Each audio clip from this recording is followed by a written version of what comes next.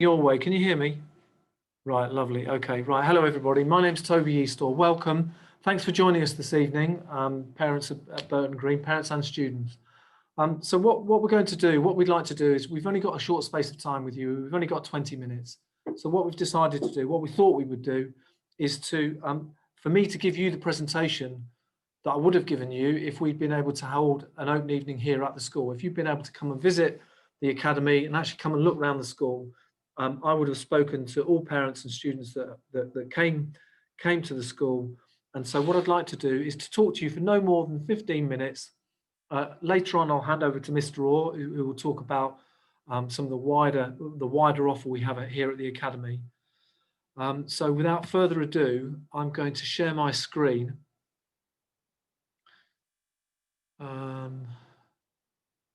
Like that.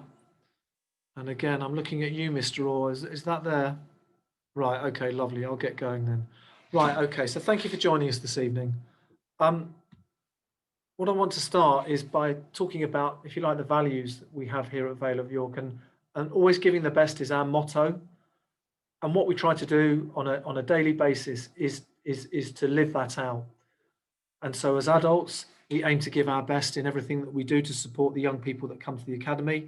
And we expect and we ask that our children, the children that come here, always give their best. So that school motto underpins everything that we do here at the academy.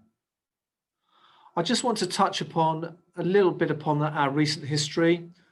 You'll know, if you've lived in the community for a while, that Canon Lee arrived in a difficult place in 2015, where it was placed in special measures. And as a result, Vale of York was born in April 2017 when it became an academy. 4 years on, in November 2019, Vale of York was judged to be good by Ofsted at the first time of asking.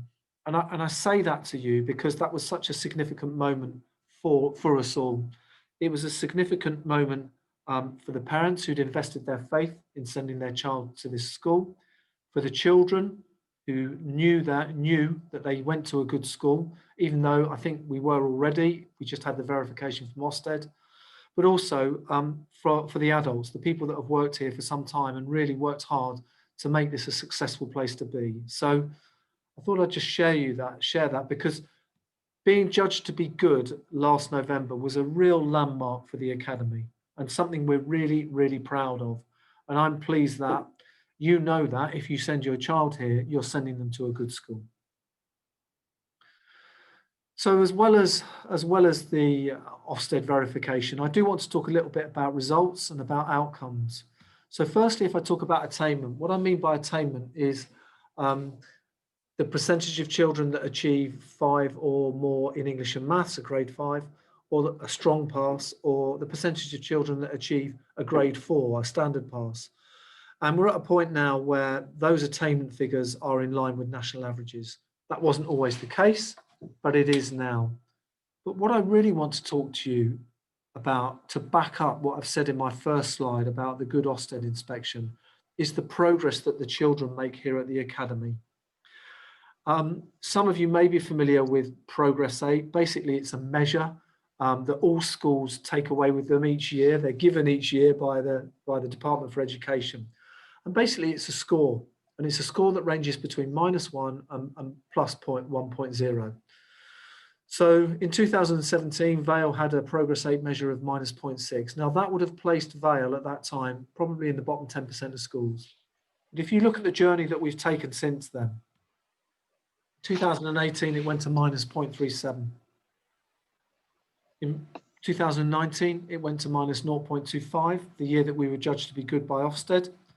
And then in 2020, it would have gone most likely to positive 0.04.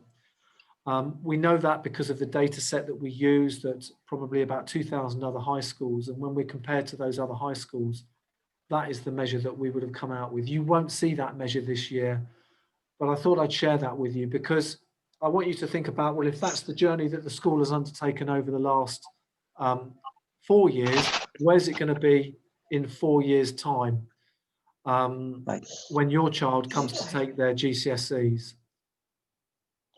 And I'll leave you just with this quote here, the fact that school leaders have improved every aspect of the school. So if I move on from that, I'd like to talk about curriculum. So that's at the heart of everything that we do here. And our focus is upon quality first teaching. It's our core purpose. It's our bread and butter. Our focus is on making sure that the children receive quality first teaching on a day in, day out basis. Alongside that, we have a 3-year Key Stage 4. And I just want to talk a little bit about why we have a 3-year Key Stage 4, because not all schools do. Some schools operate 2 years, some schools operate 3 years. The reason why we do it here at Vale is because it allows us to give us breadth in terms of the offer for children taking their GCSEs, and it allows us the children depth. And what I mean by depth, it gives them time to actually develop the knowledge and the content that they need in order to succeed. So breadth and depth is what underpins a 3-year Key Stage 4. That leaves us 2 years at Key Stage 3, which we know, because Ofsted told us, we cover the national curriculum in sufficient content. Okay, so I just want you to know that as a parent, that we have a 3-year Key Stage 4 here. And alongside that, it provides challenge. So students are grouped by ability in maths, they'll be grouped by ability in science, and to a lesser extent in English. So we have a higher set, 2 middle sets, and a lower set in English, because those groupings fit the curriculum delivery. But whatever group the child's in, whatever subject they're taking, there is emphasis upon challenging them and making sure that they maximize their outcomes and do the best they can. Mr. Orr will talk a little bit about experience beyond the classroom, because I've talked a little bit about the taught curriculum, but the wider curriculum, what goes on beyond the classroom, is really, really important. It's an important part of our offer here. And again, I'll finish with a quote from the Ofsted handbook, inspection, that basically says the curriculum is well thought out. So let me talk a little bit more now about attendance. So we have high expectations here. We have high expectations of ourselves. We have high expectations of the children that attend the academy. We have what's called a positive discipline system here. So that is essentially our behaviour policy, and it underpins everything we do. So we reward children for when they get it right, and we make a conscious effort to catch the students being good. But alongside that, we have a very clear system of sanctions if things don't go as they should. And as a result of that, behaviour is a strength of the school. It is calm, it is purposeful, and it enables teachers to teach and children to learn. Attendance now is very close to the national average. It wasn't always the case. The reason I mention that is because for me, attendance reflects the health of a school. And the better the provision is, the more children want to come to school. And we're seeing that attendance is improving year on year. I mentioned behaviour and being a strength of the school. And we know, because just by the number of exclusions, that they have reduced significantly in recent years, leaving us with a school that's calm and purposeful. So why Vale? Why choose Vale? Our size is our beauty, and I think our size is a strength. We'll never be a big school. We'll never go past 750. And because of that, we know every child, and we value every child that comes to this school. They're part of our community. Our size, it makes us quite unique. There are some very large schools nearby. We're comparatively small, but even though we're relatively small, we have a broad curriculum and ambitions for the children that come to our academy. And for me, this is really important, and I think it's really important for you. I've already mentioned the importance of community. 85% of our children walk to school. We serve our immediate community. I think it's really important for you as parents that know that you have a good school on your doorstep. It's really important for the children knowing that they can attend a good school here at Vale of York. We have strong links with primaries, and we work hard with our neighbourhood and our stakeholders, and we really value our role, if you like, within the community.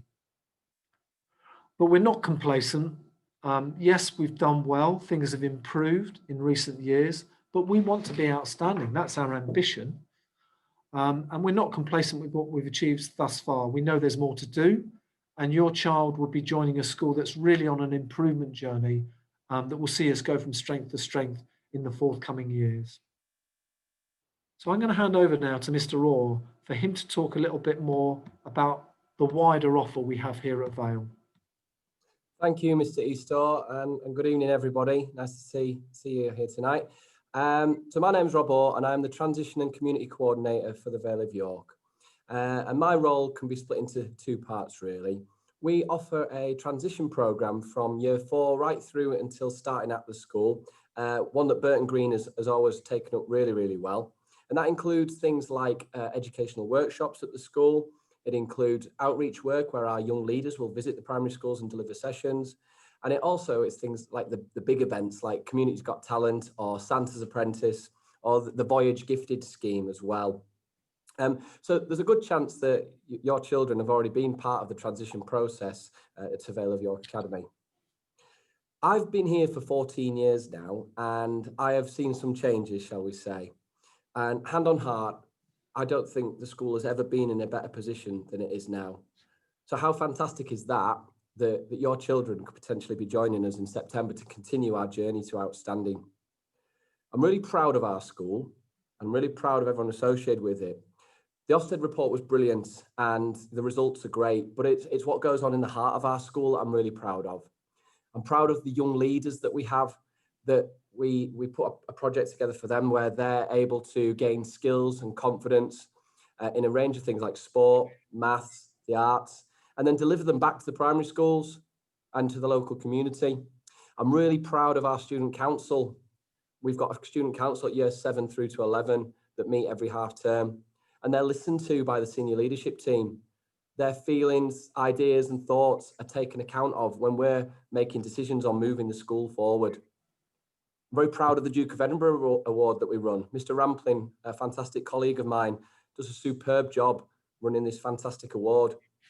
And we're seen as a bit of a leading light in the city in terms of Duke of Edinburgh provision, which we run at bronze and at silver. Mr. Rampling's also the man who organises the biannual Morocco trip. And this is for everyone. And when I say it's for everyone, that's because the children actually spend time raising the funds themselves. It's not on families. So even if a child comes from a difficult background, it doesn't mean to say that they cannot get on the Morocco trip. They will be supported to raise the funds. And it's not the only abroad trip that we run. In normal times, the ICT department and the languages department both run trips to France.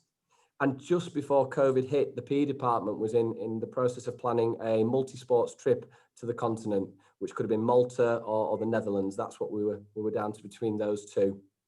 So that's been shelved, but we're looking to get it up and running again once things get back to normal. And we have trips closer to home as well. One I'd like to mention tonight is the Year 7 residential that we like to run in the first weeks of Year 7 as an icebreaker and a team builder and a real good chance to get to know one another. That wasn't able to happen in September this year because of the COVID outbreak. However, we're going to put it on in the summer as a celebration event, almost like a graduation through your first year at Vale of York Academy.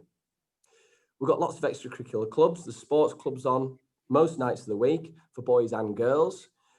We don't have boys sports and girls sports. We have sport and encourage everybody to get involved where they can. And if sport's not your thing, we've got art, drama and music club. And they all link together for the big performances that we have once a term. Things like We Will Rock You or James and the Giant Peach. They're two that come to mind straight away. And I'm also really proud of what our kids go on to do once they leave this school. I ran an alumni project last summer, just out of interest to see what our kids are doing these days. And I was blown away by the responses. We've had students go on to be graduates from Oxford and Cambridge. We've had students who've worked for the United Nations and NASA. We've got students who are marine biologists in Finland and human rights lawyers in Cambodia. It is incredible what our young people have gone on to achieve. I'm hoping that just in this little segment, you're getting a feel for the passion that I have for this school and the reasons that I think your child will be really happy spending their next 5 years here.